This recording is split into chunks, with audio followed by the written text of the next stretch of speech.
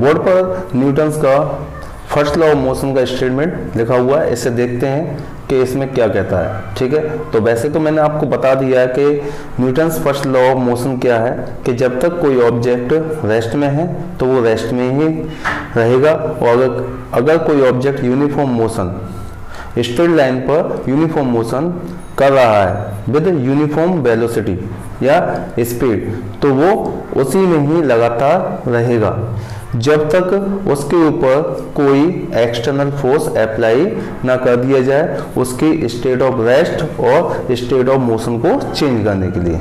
ठीक है, तो देखिए, तो न्यूटन ने क्या स्टेटमेंट दिया। न्यूटन का स्टेटमेंट है if any object at rest will remain at rest, अगर कोई ऑब्जेक्ट रेस्ट में है तो वो रेस्ट में रहेगा। If any object in motion will continue in motion in a straight line with uniform speed, अगर कोई ऑब्जेक्ट स्ट्रेट लाइन पर यूनिफॉर्म स्पीड के साथ यूनिफॉर्म मोशन कर रहा है तो वो हमेशा यूनिफॉर्म मोशन करता रहेगा जब तक it is compelled by an external force, जब तक इसके ऊपर एक बाहरी फोर्स ना लगाया जाए। इसकी स्टेट ऑफ रेस्ट और स्टेट ऑफ मोशन को चेंज करने के लिए है।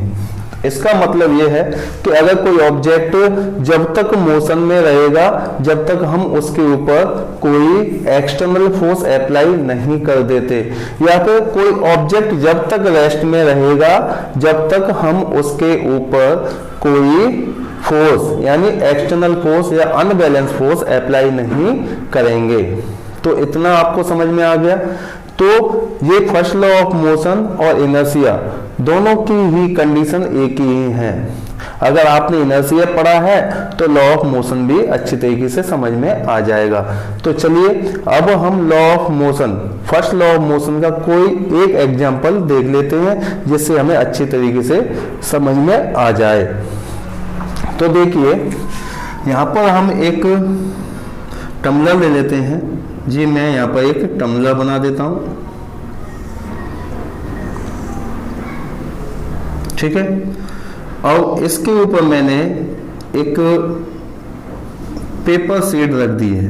क्या रख दी बेटा? इसके ऊपर मैंने एक पेपर शीट रख दी है, ऐसे पेपर शीट रख दी है। ठीक है, और इसके ऊपर मैं एक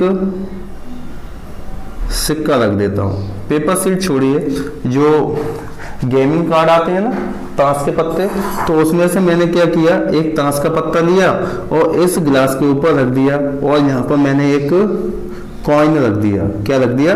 कॉइन रख दिया। जैसे ही मैं इस ताश के पत्ते को इस टाइप से हिट करता हूँ, जैसे ही मैं इसे ऐसे हिट करूंगा तो ताश का पत्ता तो मोशन में आ जाएगा और बाहर चला जाएगा, लेकिन आपका कॉइन जो है कहाँ गिर जाएगा? इस टम्बलर के अंदर गिर जाएगा। ऐसा क्यों हुआ? ऐसा क्यों हुआ? तो हम इसके अंदर न्यूटन्स का first law of motion apply करके देखते हैं। तो आपने क्या देखा कि इनिशियल स्टेज में कॉइन एंड ताश का पत्ता यानी कार्ड, गेमिंग कार्ड, दोनों ही रेस्ट में थे। क्या थे? दोनों ही रेस्ट में थे। जैसे ही हमने कार्ड के ऊपर एक्सटर्नल फोर्स अप्लाई किया, क्या किया? कार्ड के ऊपर एक एक्सटर्नल फोर्स अप्लाई किया तो कार्ड की स्टेट ऑफ रेस्ट चेंज होकर स्टेट ऑफ मोशन में आ जाती है, लेकिन कॉइन की अभी भी स्टेट रेस्ट की रहती है, क्योंकि न्यूटन्स का फर्स्ट लॉ कहता है कि अगर कोई ऑब्जेक्ट रेस्ट में है तो वो रेस्ट में ही रहेगा जब तक हम उसके ऊपर उसकी रेस्ट की स्टेट को चेंज करने के लिए कोई एक्सटर्नल फोर्स अप्लाई नहीं कर देते। इतना समझ में आया? तो इसी वजह से मोशन हमने किसके ऊपर लगाया, कार्ड के ऊपर लगाया, तो कार्ड तो मोशन में आ जाता है, वो अपने स्टेट ऑफ रेस्ट को चेंज कर स्टेट ऑफ मोशन में आ जाता है, लेकिन कॉइन अपनी स्टेट ऑफ रेस्ट को चेंज नहीं करता, जिस स्टेट में है उसी स्टेट में रहना चाहता है और गिलास के अंदर गिर जाता है। इतना क्लियर हुआ। इसी तरीके से हमने ये भी बताया था कि अगर हम किसी पेड़ की डाली को या किसी प्लांट की ब्रांच को बहुत तेजी से हिलाएं, तो हम जैसे ही बहुत तेजी से हिलाते हैं तो उसके कुछ पत्ते जमीन पर जड़ जाते हैं। इसके अंदर भी हम Newton's first law of motion apply कर सकते हैं।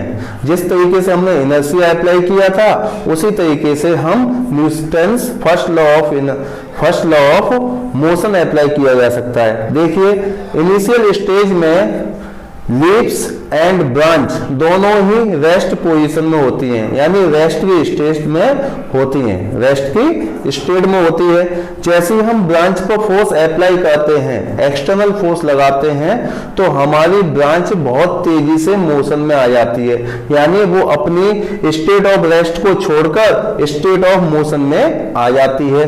लेकिन अभी भी हमारी पत्तियां स्टेट ऑफ रेस्ट में ही है, क्योंकि न्यूटन का फर्स्ट लॉ कहता है, फर्स्ट लॉ ऑफ मोशन कहता है कि अगर कोई ऑब्जेक्ट रेस्ट में है तो वो रेस्ट में ही रहेगा।